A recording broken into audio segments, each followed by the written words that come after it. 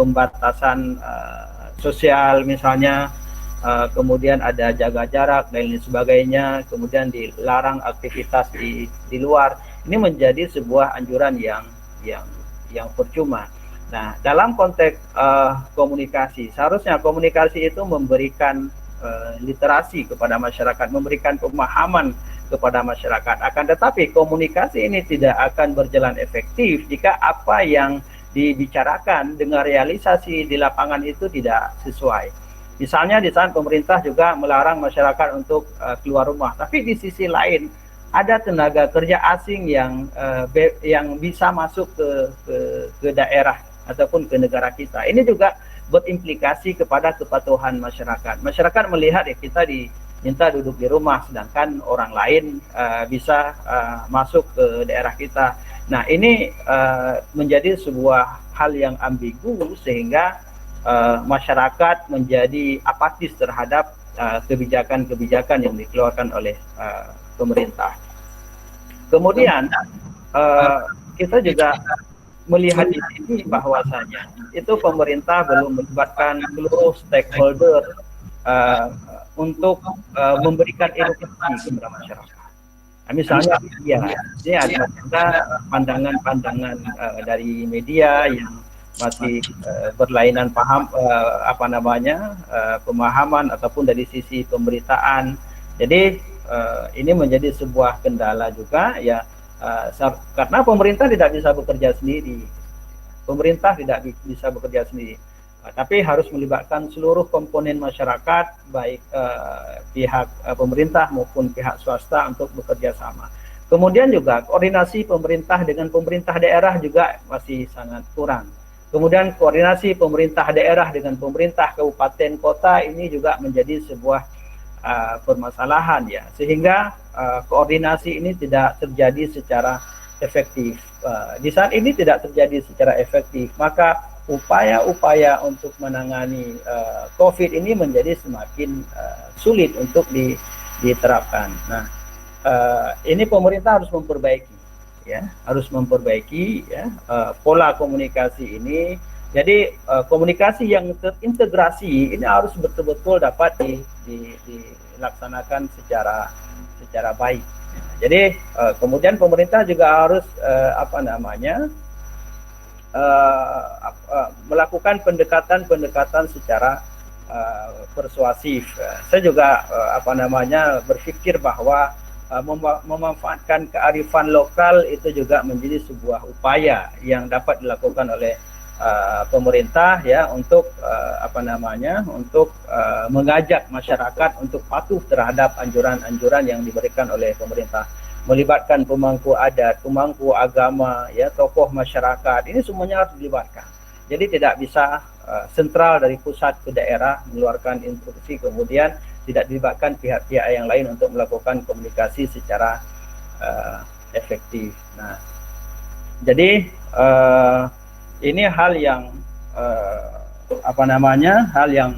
penting diperhatikan oleh pemangku kepentingan agar pandemi ini bisa kita atasi. Karena kita lihat dari tren naiknya ini, Indonesia walaupun Presiden mengatakan kondisinya masih fluktuatif, tapi ini tidak cenderungnya fluktuatif yang masih meningkat. Nah, ini buktinya kita belum mampu bekerja sama secara baik ya. Kemudian ya di saat kita mengatakan ya masyarakat harus duduk di rumah, masyarakat juga tidak patuh. Kenapa tidak patuh ya? Karena kebutuhan dasar masyarakat yang tidak terpenuhi. Kemudian juga ini mungkin menjadi sebuah dilema di masyarakat di saat pemerintah juga mengatakan mensubsidi listrik, tapi di sisi lain ada golongan yang listriknya justru naik. Nah, walaupun ada klarifikasi dari PLN mengatakan bahwa ada salah dari sisi pencatatan, tapi ini juga menurut saya ya bermasalah. Salah pencatatan itu sangat banyak sekali ya, hampir di seluruh wilayah di Indonesia, dan ini menandakan bahwa BUMN yang merupakan juga perusahaan milik pemerintah tidak profesional. Dalam satu sisi dia mensubsidi, tapi dari satu sisi yang lain ya listriknya justru naik sampai 100%. Ini juga yang membuat masyarakat menjadi bukan tidak percaya ya, menjadi kurang patuh, kurang yakin terhadap kebijakan-kebijakan yang dikeluarkan oleh pemerintah.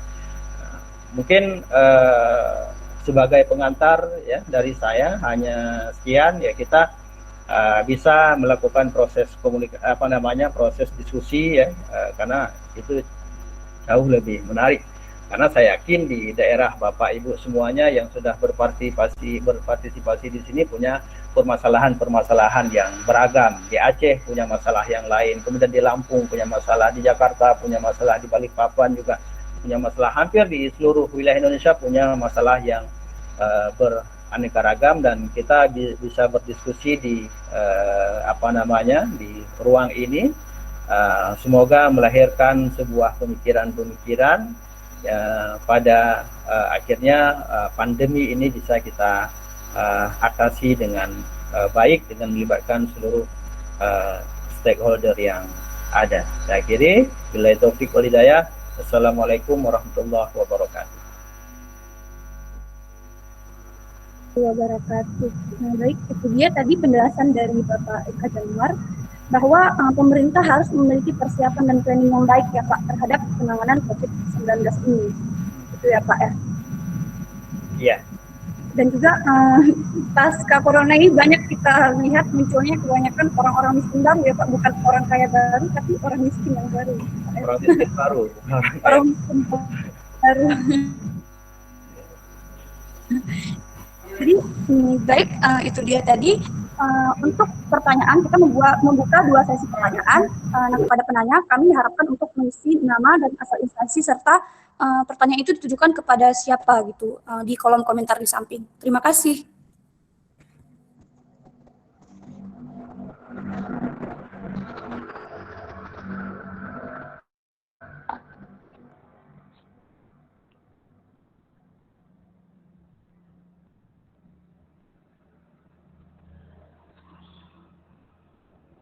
Baik, Bapak, ini ada satu pertanyaan dari Bapak Syafril Tahar dari Institut Ilmu Sosial dan Ilmu Politik Jakarta. Yang pertanyaannya itu, dalam konteks komunikasi politik, terlihat sumber komunikasi yang berperan di pusat dan memberikan informasi belum tegas dan belum tertera dengan baik.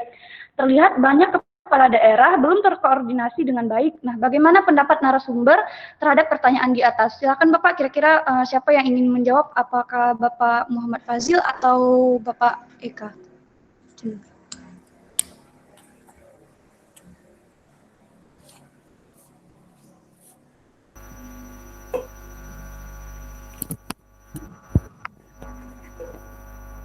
Oke, mungkin saya yang lebih dahulu menjawab ya. Ini memang sudah menjadi permasalahan semua dari sejak awal ya pandemi ini terjadi ya, komunikasi ataupun koordinasi antara pemerintah pusat dan pemerintah daerah ini masih bermasalah, termasuk dalam konteks penyaluran bantuan. Kita juga mengingat beberapa waktu yang lalu itu ada seorang bupati yang memprotes menteri ya, karena yang dianggap kebijakan yang dilahirkan itu menyulitkan dalam proses pendistribusian bantuan. Nah, ini menjadi sebuah permasalahan. Seharusnya sebuah kebijakan yang dilahirkan itu adanya sebuah analisis ya, di mana di mana kekurangannya, di mana hambatannya, di mana hal-hal yang bisa membuat kebijakan itu berjalan secara baik. Tapi ini tidak terjadi. Jadi di seluruh Indonesia itu punya permasalahan yang beragam. Misalnya bantuan yang disalurkan melalui bank misalnya, ya ini tidak semua masyarakat bisa mengakses hal seperti itu, karena masyarakat kita tidak semuanya tinggal di daerah-daerah perkotaan, tetapi juga banyak daerah yang banyak masyarakat kita tinggal di daerah pedalaman. Nah, koordinasi ini ya walaupun sebelum COVID ini koordinasi pemerintah daerah dan pemerintah pusat sudah bermasalah, tapi di saat COVID ini justru semakin bermasalah. Ya, saya rasa tidak hanya antara pemerintah pusat dengan pemerintah daerah, tapi di pusat aja punya pemahaman yang berbeda, ya. Antara kementerian, mungkin kemudian antara yang dimaksud oleh presiden dengan yang dijalankan oleh menteri juga itu tidak memiliki sebuah pemahaman yang sama. Jadi koordinasi dalam penanganan COVID ini memang masih sangat amburadul. Kemudian salah menerjemahkan kebijakan yang dilahirkan. Jadi di saat salah menerjemahkan kebijakan, pada realisasinya juga akan ikut bermasalah. Nah, jadi koordinasi ini menjadi hal yang sangat penting dan harus terus dibangun. Kemudian antara pemerintah provinsi dengan pemerintah kabupaten ini juga harus selaras. Ya. Kemudian antara DPR dengan pemerintah, ya, legislatif dan eksekutif ini juga harus memiliki pemahaman yang sama. Jadi dalam kondisi seperti ini, sekecil apapun potensi konflik politik itu harus betul-betul dapat dihindari.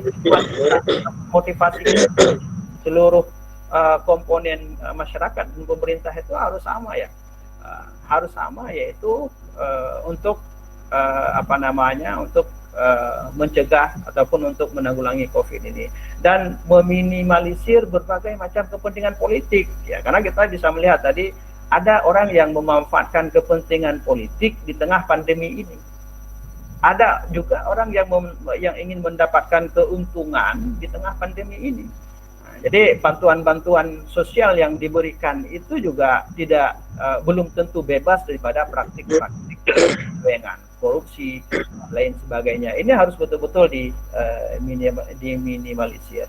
Karena kita ketahui, ya, political will dari seluruh elit kita itu belum tentu baik semuanya.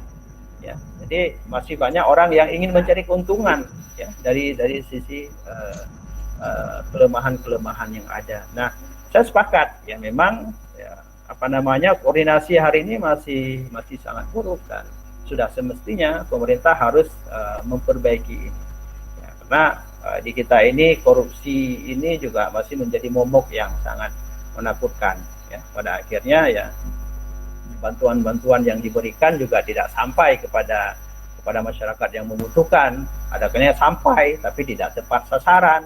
Nah, ini juga ada permasalahan dengan data-data. Jadi data ini juga harus sentral, ya, harus sama, ya. Jadi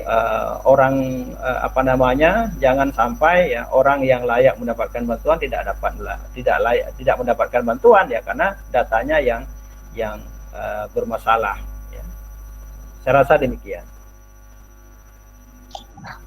Ya, saya menambahkan, boleh saya tambahkan, ya? Ya, silakan.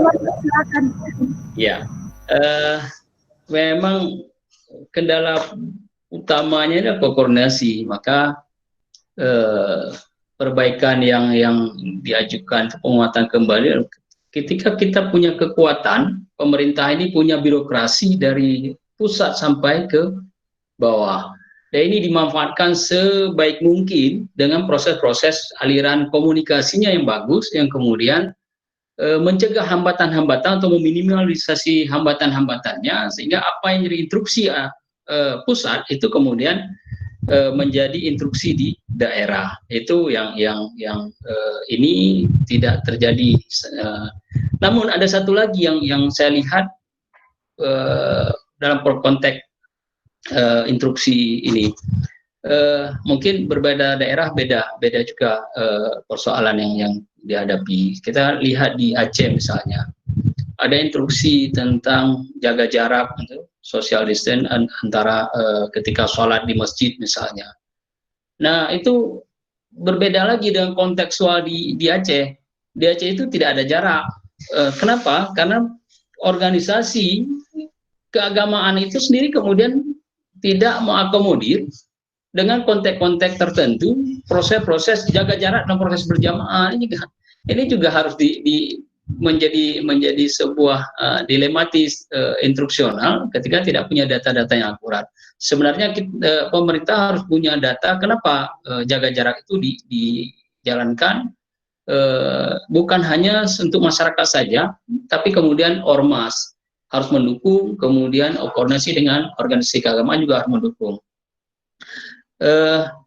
Saya punya pengalaman juga, akhirnya kita jadi sebuah ketakutan karena tidak tahu informasi yang sebenarnya. Saya lihat bahwa kemudian pejabat kita pun kadang mungkin lemah tahu apa itu COVID, bagaimana proses penyebarannya, bagaimana pandemik yang disebut yang kita pahami, apa yang kemudian frame pikirannya, bagaimana imajinasi dia tentang penularannya, yang kemudian pakai masker saja apakah sudah cukup, kemudian tidak perlu pakai kacamata, tapi kemudian di Jakarta sudah mulai pakai masker yang menutupi semuanya. Ya seperti ini yang kemudian harus dipahami dalam konteks-konteks tertentu. Saya punya pengalaman seperti ini. Saya berbicara dengan keluarga saya yang di Singapura. Saya tanya bagaimana sholat di sana. Di sana masjid dikosongkan, tidak ada jamaah di masjid. Wah, kami di Aceh masih berjamaah dan kami masih menganggap ini aman. Apa yang disampaikan mereka kemudian oleh keluarga, kami juga seperti itu dulunya. Kami nggak menyadari bahwa hari ini ternyata luar biasa sekali. Nah, pengalaman ini kemudian membuat saya tanya lagi, apakah ini belum mulai di Aceh atau apa ini? Kalau memang itu tidak seperti prediksi-prediksi, mungkin yang berjalan seperti ini, ya alhamdulillah lah. Mungkin kita masih bersyukur bahwa kondisinya berbeda dengan daerah lain yang dekat dengan kita, Sumatera Utara. Tapi di Aceh, ketika saya sampaikan seperti ini ke keluarga di Singapura, mereka cuma bilang, kami juga seperti ini dulunya. Kami menganggap ini biasa, Muslim tidak kena. Ya kita duduk sholat itu kan proses-proses mencuci tangan, kemudian mencuci mulut, mata, semuanya.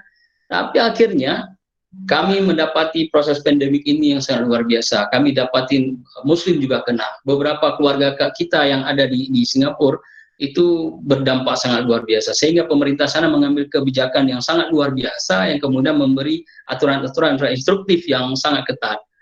Ini satu. Yang kedua, media juga punya pengaruh sebenarnya dalam proses koordinasi ini. Kita dalam konteks koordinasi ini memang apa yang disampaikan seperti yang disampaikan Pak Eka Januar tadi memang benar. Kadang koordinasi ini hanya berdampak populis saja. Jadi koordinasi hanya mengikuti instruksi, melepas tanggung jawab.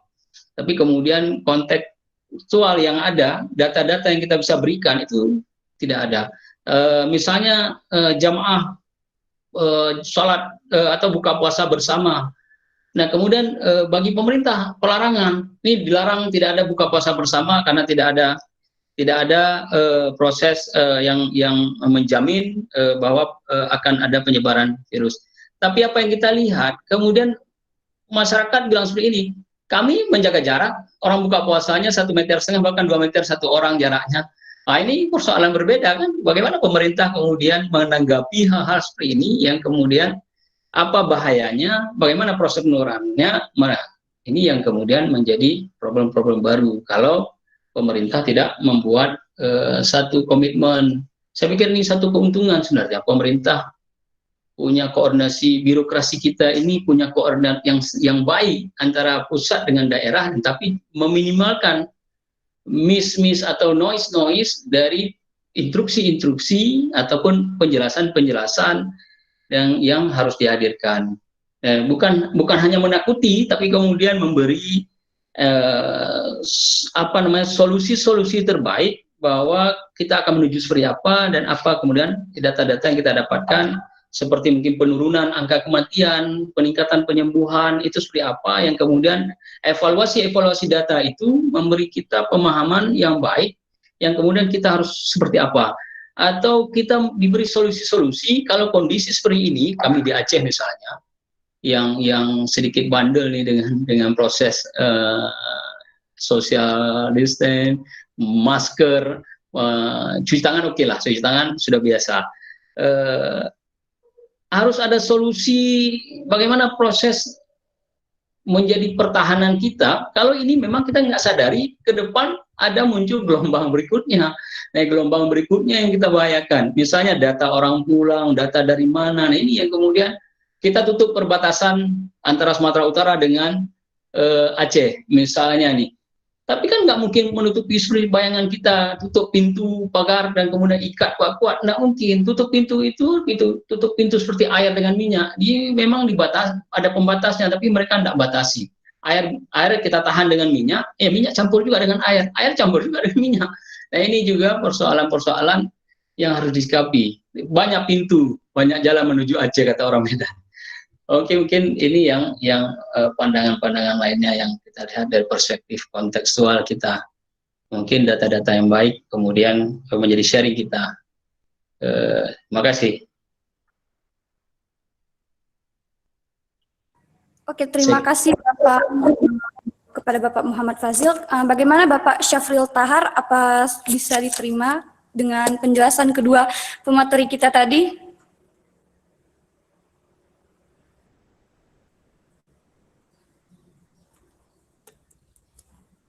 Ya, kepada Bapak Syafril Tahar, apa sudah bisa diterima?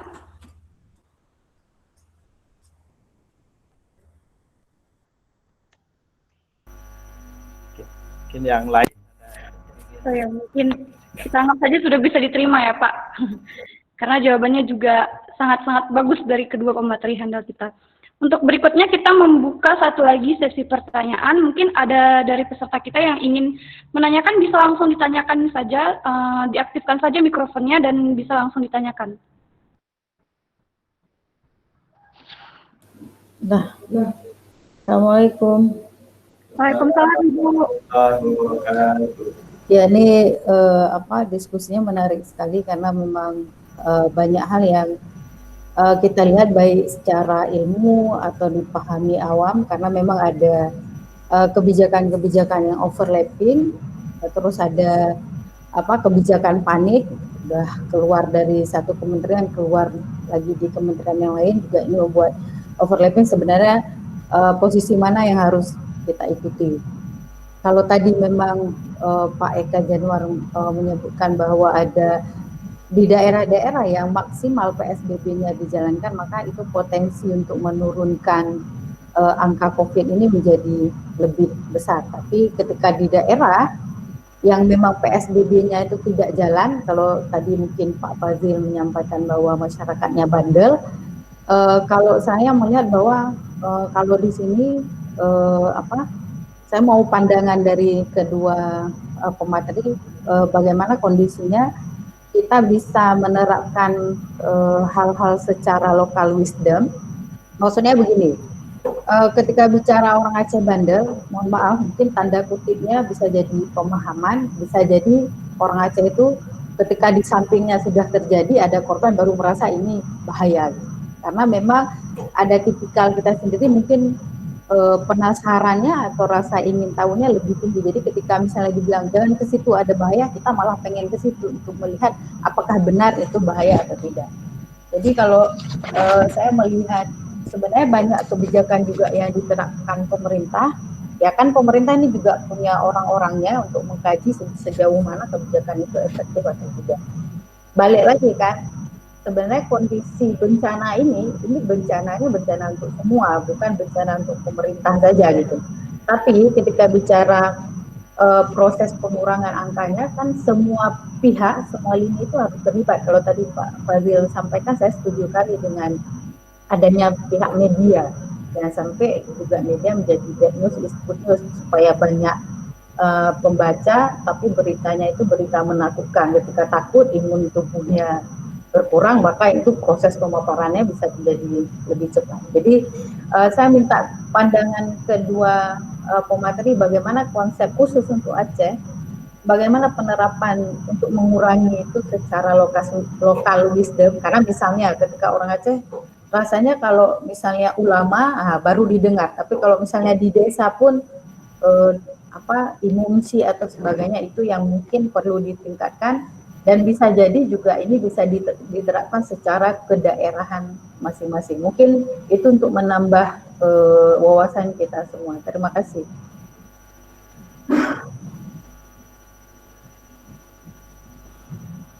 Oke, silakan Pak Fazil. Baik, pertanyaannya bagus sekali ini. Bukan pertanyaan, pencerahan juga nih, dari Ibu Zinah ya, Muazzinah ya.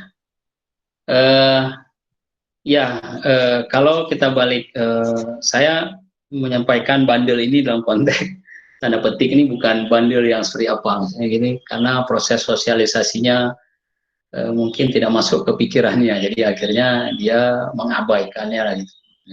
Mungkin kalau kita istilah anak-anak ini bandel dan bukan kategori dia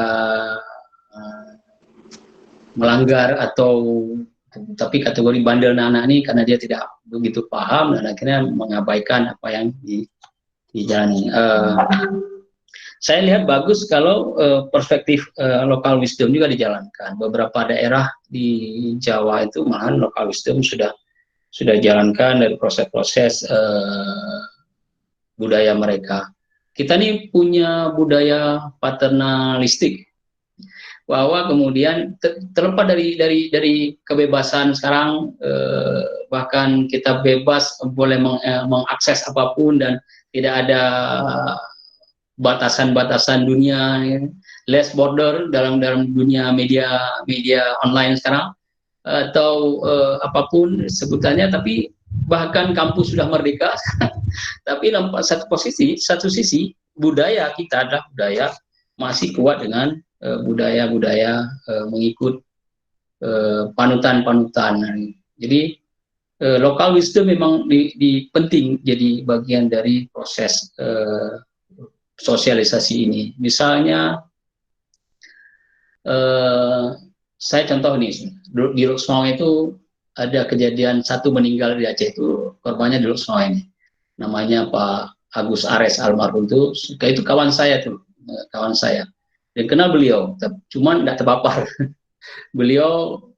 Begitu beliau meninggal di positif, nah ini semua orang Luxmau ini seperti Ibu sampaikan tadi, panik semuanya, nggak bisa pulang rumah lah. Nah, kemudian melihat frame di media bagaimana proses penyebaran, semua panik. Tapi kemudian itu tidak dipahami seperti apa pandemik ini di pemerintah sudah dibuat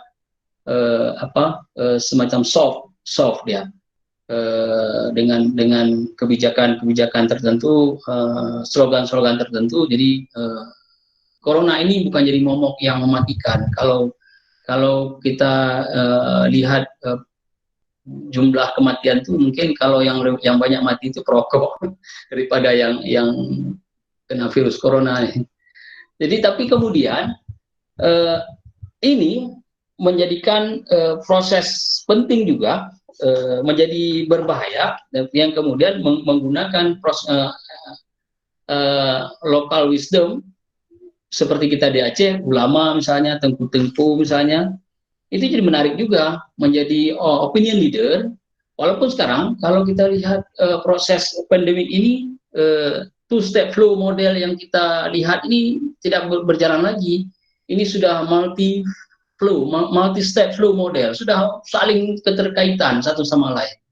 Jadi kita dapat info dari A, dapat info dari B, si B dapat ini, kemudian baca koran, nengok media sosial, nengok WA, kita ketakutan, dengar ulama bilang kita nggak takut lagi. Wah, ini semua campur aduk. Tapi kemudian proses budaya paternalistik ini kemudian menjadi menarik, dimasukkan dalam proses local wisdom.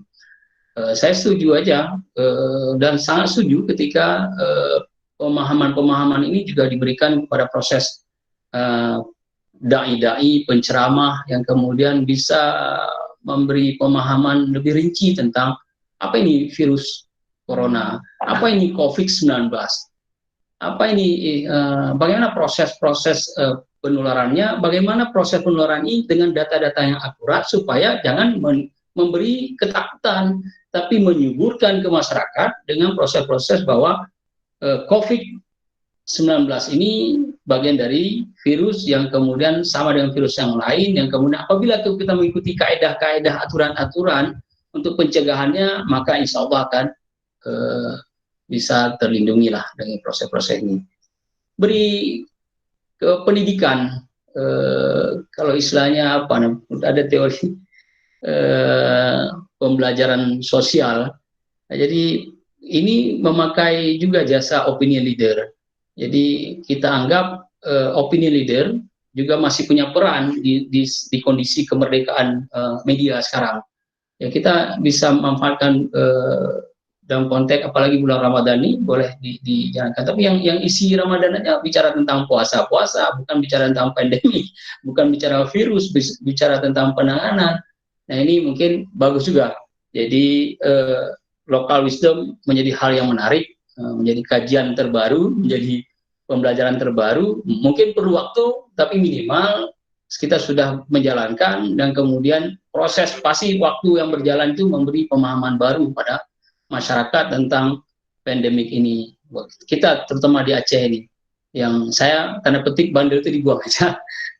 Saya mau klarifikasi jangan sampai jadi bahasa kutipan jadi bandel, bahwa bandel ini adalah sesuatu yang dipahami, kemudian tidak dipahami. Ya kita lihatlah sekarang di pasar kita, mungkin sekarang kalau ibu datang ke pasar Aceh ini tidak ada social distance, tidak ada antrian tidak ada. Mereka beli dalam kondisi beli baju baru ini menjelang Idul Fitri ini, ya kondisi seperti inilah yang terjadi. Mungkin ini dari saya nih, terima kasih.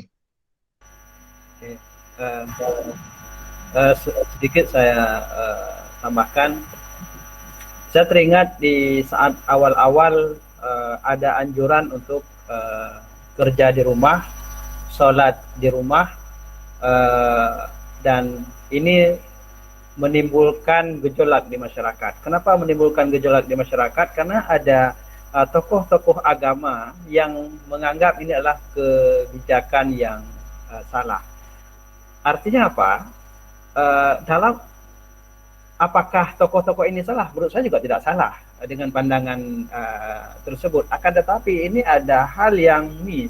Seharusnya di saat pengambilan kebijakan itu di Aceh itu punya ulama-ulama karismatik, dan mereka harus dilibatkan agar memiliki pemahaman yang sama. Akan tetapi ini pemerintah jalan sendiri, ya, pemerintah daerah. Bahkan di media sosial juga dipertanyakan. Padahal Aceh kita pahami kepatuhan terhadap tengku-tengku ini sangat besar. Walaupun tengku itu juga tidak paham tentang konteks yang demikian. Bukan kita mengatakan tengku itu tidak memiliki pengetahuan, tetapi setiap orang kan punya ahlinya masing-masing. Kita juga di Aceh pernah ada jam malam, kemudian 1 minggu setelah itu dicabut. Namun di saat petisi itu ditandatangani, di media sosial juga dipertanyakan kenapa tidak ada tanda tangan MPU. Ya. Sehingga masyarakat juga menganggap bahwa antara pemerintah dan tokoh ulama ini tidak sejalan. Ini juga tidak menjadi perhatian daripada pemerintah daerah, dan mengambil kebijakan. Seharusnya seluruh stakeholder itu dilibatkan, terutama kalau di Aceh itu peran ulama itu menjadi hal yang sangat diperhatikan. Karena itu juga menjadi bagian daripada local wisdom masyarakat Aceh. Apalagi kalau anjuran-anjuran ini juga ditambahkan dengan hadis-hadis, menurut saya ini juga penting, ya. Bisa tentang wabah, tentang ayat-ayat yang jelaskan tentang wabah, karena masyarakat kita walaupun dia tidak tertarik, tapi dengan adanya tidak mau patuh, akan tetapi dengan adanya model-model seperti itu dia akan akan sedikit lebih percaya dengan hal yang demikian. Kemudian menyangkut dengan bahasa, ya. Tadi disebutkan misalnya kita punya bahasa daerah, ya. Anjuran-anjuran social distancing, kemudian work for home dan lain sebagainya itu juga bisa diterjemahkan dalam bahasa daerah, menurut saya. Nah, orang-orang di desa nggak paham itu apa itu social distancing, gitu, work for home ataupun lain sebagainya, gitu. Masyarakat kalau seusia orang tua saya mungkin ya mereka nggak paham. Nah, jadi kalau mau ke tempat orang ramainya pergi saja, ya, karena mereka nggak paham. Karena kita lebih mengutamakan bahasa yang internasional, bahasa yang yang hebat. Padahal dalam konteks komunikasi, tujuan komunikasi itu adalah sampai. bagaimana agar komunikasi itu sampai, gunakan bahasa yang sederhana. Komunikasi yang hebat bukan bahasa yang hebat, akan tapi bahasa yang sampai daripada komunikator kepada komunikan. Itu yang harus dipahami. Tapi sekarang kita jarang melihat itu. Misalnya di spanduk-spanduk di pinggir jalan, itu jarang. Ya, kita bahkan tidak kita jumpai.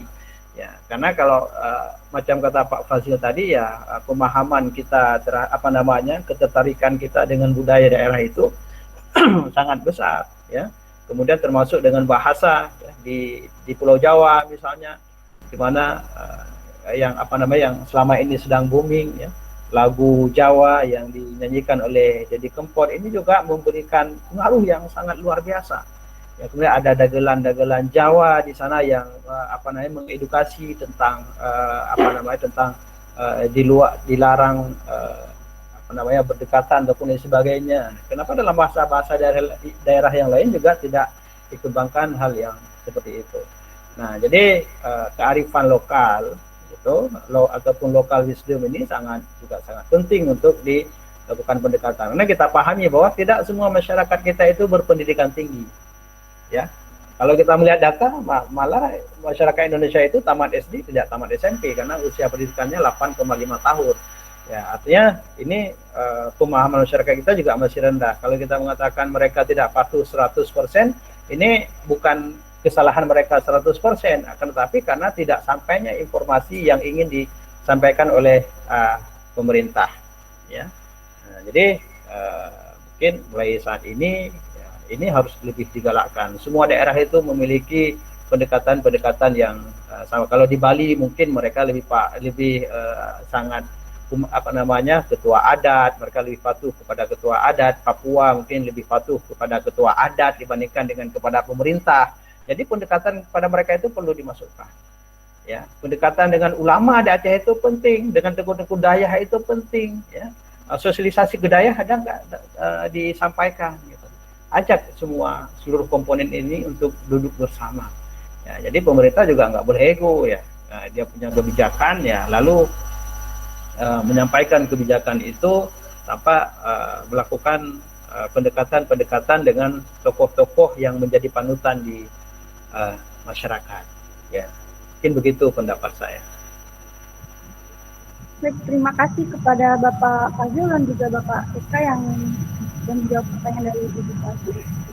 Nah, dengan berakhirnya pertanyaan tersebut dan telah terjawabnya pertanyaan tersebut, maka diskusi online kita terkait literasi dan komunikasi pemerintah dalam penanganan pandemi COVID-19 ini juga berakhir. Dan saya ucapkan terima kasih kepada kedua pemateri kita, yaitu Bapak Muhammad Fazil dan juga Bapak Eka Januar yang sudah menyampaikan pandangan mereka tentang hal tersebut, dan tentunya kita juga bisa mendapatkan pengetahuan yang baru.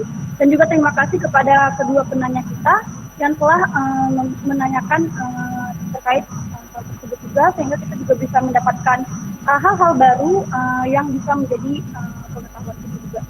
Baik, terima kasih saya ucapkan sekali lagi, dan jangan lupa untuk tetap lakukan peraturan-peraturan yang telah dikeluarkan oleh pemerintah. Stay home, stay safe, stay healthy, dan tetap di rumah aja ya Pak ya. Terima kasih sekali lagi. Assalamualaikum warahmatullahi wabarakatuh. Waalaikumsalam warahmatullahi wabarakatuh.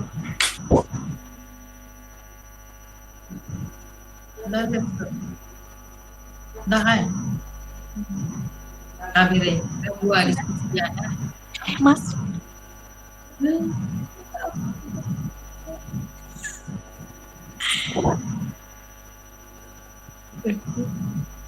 Kenapa aku mau? Nampak. Ibu. Oke, next sesi selanjutnya kapan? Kita belum tutup. Tutup dulu ya.